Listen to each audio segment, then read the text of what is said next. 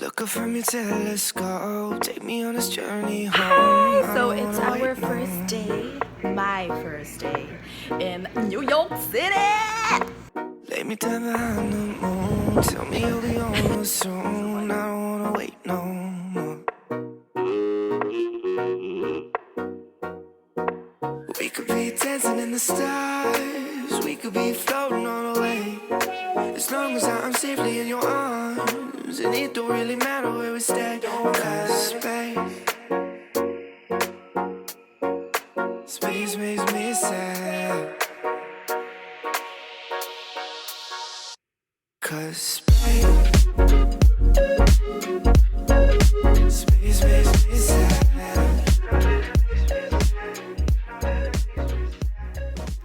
Okay, hello everyone. Welcome back to my channel. Again, my name is Sophia if you are new here.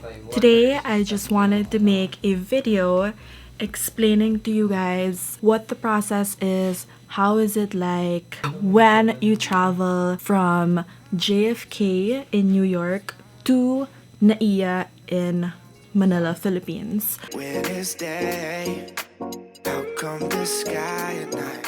So anyway, I'm gonna discuss everything step by step. So from pre-flight. So yung mga ginawa namin before the flight, yung mga inasikaso namin before kami dumating sa JFK. And then I'm gonna explain during your flight. So yung mga kailangan mo in the airport, yung mga gagawin mo in the airplane, or yung mga protocols. And then I'm gonna discuss what's gonna happen once you land sa NAIA. So ano ba yung mga forms na i-fill out? How did we do the swab test? And how did we do like immigration and stuff like that? And then I'm gonna discuss during quarantine. So once you're out of NAIA and then nandun ka na sa quarantine facility mo. Anyway, let's start with the pre-flight. What we did for our situation, since we are flying with Asiana Airlines, we asked if meron bang protocols regarding Asiana. Also, because we had a layover in Korea, in Incheon. So we also asked, is it required to have like a swab test before the flight when we enter Korea, or what? What's the protocol? When we called Asiana, wala silang sinabing kahit anong protocol. When we asked if meron bang documents na kailangan, they said na wala naman. And then I looked up if kailangan ng swab test before you enter JFK, kung kailangan ba ng medical papers or whatever. When I looked it up, wala din. So you don't need anything. And then after we confirmed na walang kailangan documents from both JFK and Asiana, we looked into NAIA, Philippines, kung meron bang kailangan na i-fill out. I know na meron kailangan i-fill out kasi nakikita ko siya from the people who would do videos like this, who did their flights through PAL. Meron silang tinatawag na parang ECIF from Red Cross. So, ayan, kinuha namin yung link and then fill out namin yung ECIF from Red Cross. So, after mo i-submit yung form, they're gonna give you a QR code. Tapos yung QR code na yun daw yung ipapresent mo sa Red Cross or dun sa parang swab test, whatever, once you get to NAIA.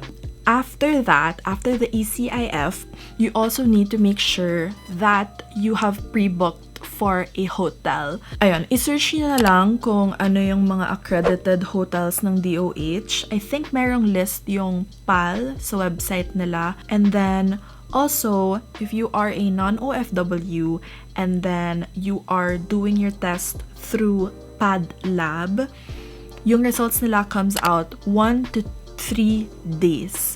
So, I think okay na rin yung 3 days for your quarantine hotel. Hindi na kailangan yung mag-wait ng 14 days before. Diba? Ganun daw yung waiting period. Pero ngayon, it's a lot faster. So, ayan, 3 days na lang. If you are doing it through PadLab. I think if you're doing it through Red Cross, mas mahaba yung waiting period ata. Okay, so, once na mayroon na kayo ng ECIF form, mayroon na kayo ng QR code, and then mayroon na rin kayong, nakabook na rin kayo ng hotel that is accredited by DOH. Medyo okay na. Yung dalawa na yun yung pinaka-important na gawin nyo before the flight. especially yung hotel. Kasi kailangan nyo talaga ipakita yon. JFK pa lang, when we were checking in, the person already asked for our booking confirmation ng hotel namin. So, gawin nyo na lang in advance para yes na lang kayo ng yes dun sa person.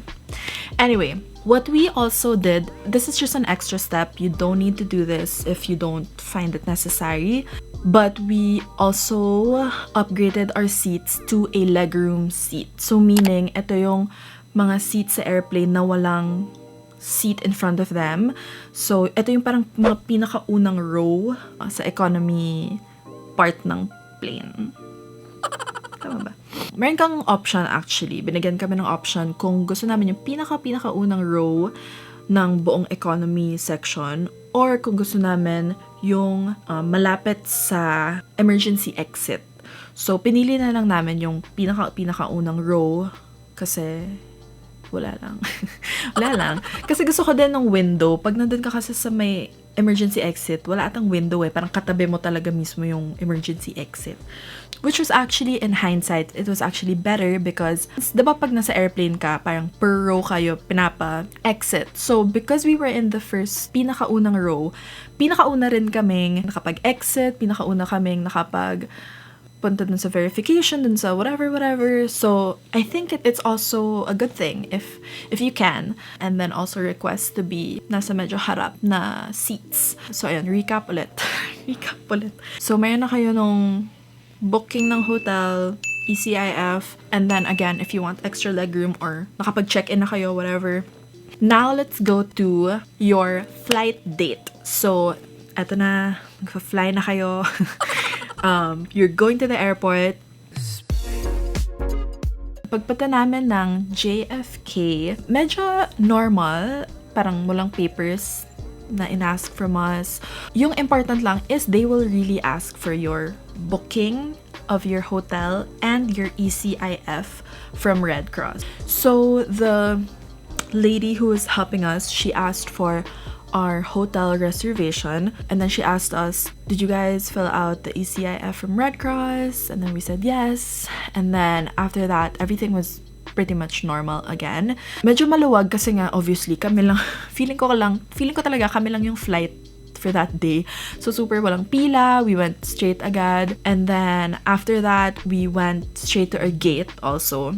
So yan, medyo weird kasi wala masyadong tao. Medyo ghost town because the stores were closed, restaurants were closed. So, medyo weird. Moving on to the flight itself. Ano ba yung mga protocol? Ano ba yung mga kailangan during the flight itself? Hindi pala required nga yung face shield and face mask if you are not flying through PAL. So, when we entered the airplane, wala. Lahat sila parang naka-face mask lang. Well, yung iba naka-face shield. Pero meron din kaming mga nakita na sobrang naka-PPE talaga as in, akala mo talaga frontliner na super, ito lang yung kita sa kanila. Pati yung shoes nila, nakabalot. Medyo nainggit ako. Parang gusto ko na ng ganong outfit. Sure. Pero, ayun, it's nice to know that some people are really taking this seriously and that, you know, they're really trying to be safe. And parang mas okay na rin na naka-face shield and face mask ka. And also, hindi naman siya hassle, hindi naman siya super uncomfortable.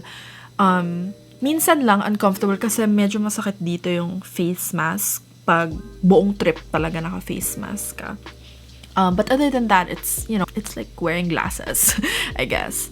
So if you can do that extra step, then I suggest you do it. It's better to be safe than sorry.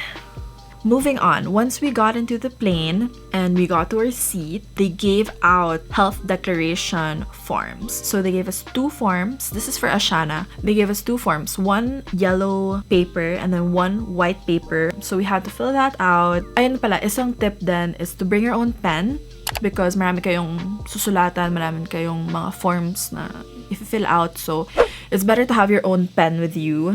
So we filled those out and then, ayun na. We just relaxed and waited till we landed. So, very normal naman siya. Very easy, very... Yun nga lang yung mga differences is yung mga forms na kailangan yung i-fill out, the face mask that you have to wear. But other than that, It's pretty much normal. Okay, moving on to when we landed to Korea. When we landed to Incheon, again, it was pretty normal. Wala sila masyadong inask from us. Obviously, the travel cards and the health declaration cards, they asked from us. And then we went to our gate again, and then we waited. Nung nandun na kami sa flight na yon, binigyan naman kami ulit nung parang travel card na naman, and then also another health declaration card ata. Dalawa na naman ata na forms yung binigay sa amin. And then, so we filled it up, and then, ayun, we just waited till mag-land kami sa Manila. Eto na, next part is when you land to Manila. Anong mangyayari pag land nyo ng NAIA? Paglabas namin ng plane, dumare-diretso kami, and then, ayun na, nakikita na namin yung mga Coast Guards, all of them in full uniform. Tatawag sila ng mga, sino ba yung mga OFW, non-OFW, so they would ask you, OFW po ba kayo? Seaman po ba kayo? Merong temperature check, obviously, and then ililid ka nila dun sa parang maliit na area kung saan lahat ng non-OFW doon kayo mag-briefing kung anong gagawin for the swab test. Binigyan nila kami lahat nung flyer na to. This flyer.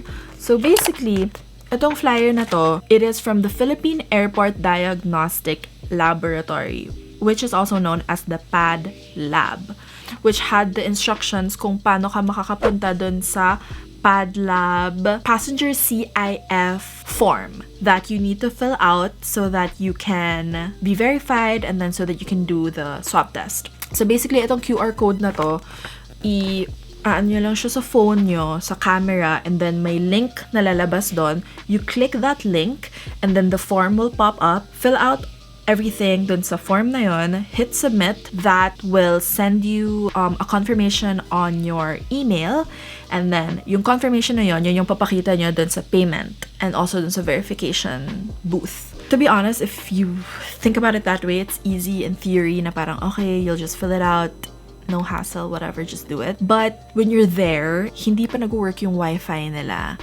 I had to connect through my own LTE.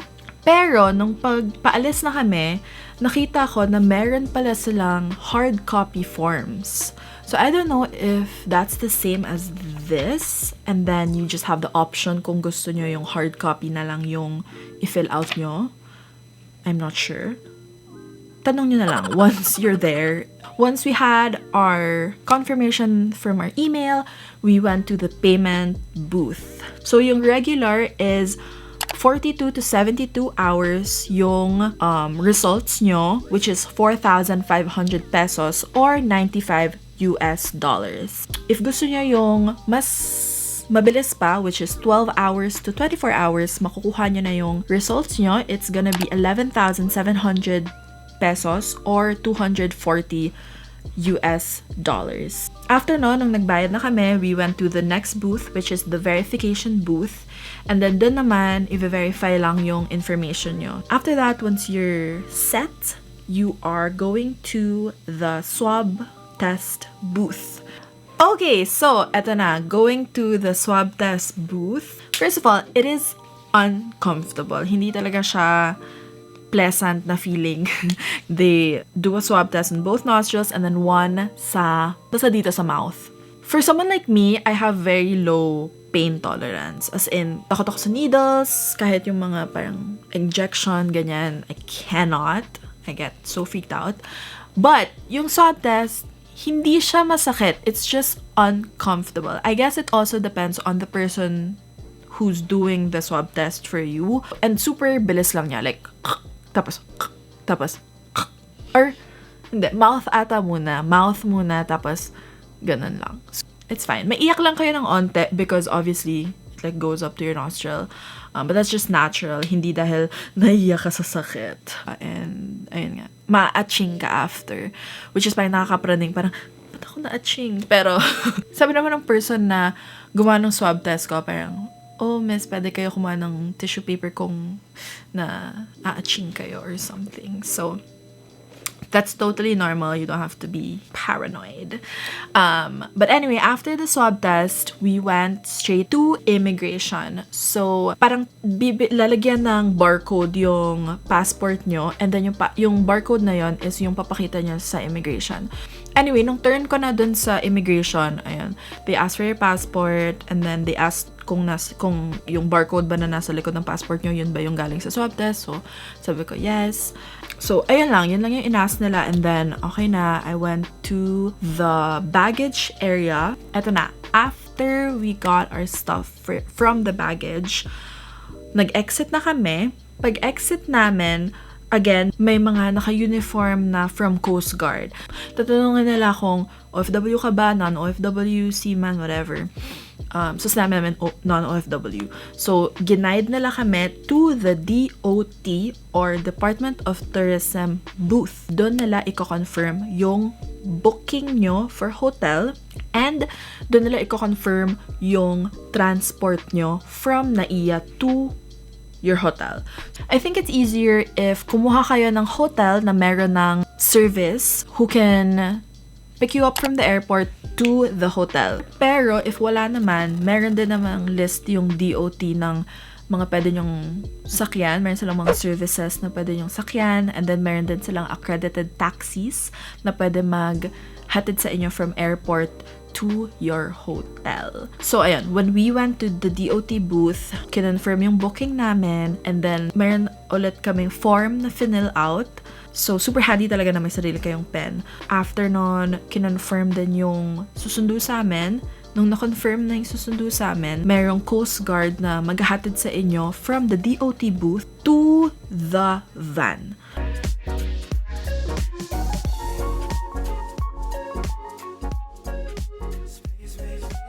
So, ayan, pag nakuha nyo na yung results nyo from PadLab, you need to email it to your front desk, and then also email your quarantine certificate. So, those two ang importante na i-email nyo or ibibigay nyo sa front desk para ma-clear kayo to go home. Another thing also for hotel rooms naman, ang sabi sa amin nung front desk, ang maximum capacity ng isang hotel room for quarantine is 2 people. If you're a family of 4, for example, kailangan 2 rooms yung kunin nyo. Kasi maximum lang of 2 people yung pwede magstay sa isang quarantine room. Anyway, ayun lang. I think those are the main concerns or main parts of our travel going home from the States. Di ko lang alam kung ano yung protocols ng ibang countries or ng ibang airlines or whatever. It's still very important for you to do your own, Googling and your own YouTube searching or whatever, or also calling them nonstop, confirming everything. Ayan. Anyway, that's it. If you guys are going home from another country, back home to the Philippines, I hope that everything is as smooth and as easy as it was for us going home. If you guys have any questions, just comment them down below or message nyo ako or whatever. My social media is down in the description box. Anyway, I hope that you guys learned something from this video, and I hope you guys have a very safe trip. And yeah, that's it. I'll see you guys on my next video. Bye! Oh man, welcome to the trade show. We got what you need, bring them something they could pay for. Painted on a smile when I'm stepping on my doorstep. I need from the world what she giving me before that.